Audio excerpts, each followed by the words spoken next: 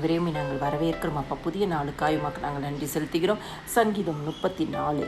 கர்த்தருடைய கண்கள் நீதிமான்கள் மேல் நோக்கமாயிருக்கிறது, அவருடைய செவிகள் அவர்கள் கூப்பிடுதலுக்கு திறந்து இருக்கிறது. தீமை செய்கிறவர்களுடைய பேரை பூமியில் இராமல் அற்றுப்போக பண்ண கர்த்தருடைய முகம் அவர்களுக்கு விரோதமாயிருக்கிறது.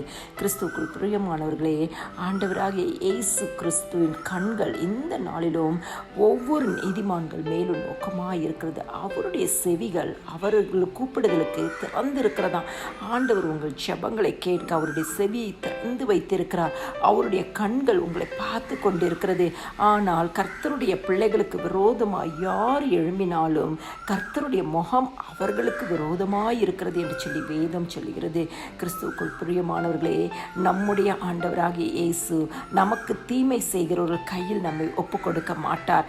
காரணம், ஆண்டவர் நமக்கு யார் தீமை செய்யணும் என்று நினைத்தாலும் அவர்களுக்கு கர்த்தருடைய முகம் விரோதமாயிருக்கிறதா.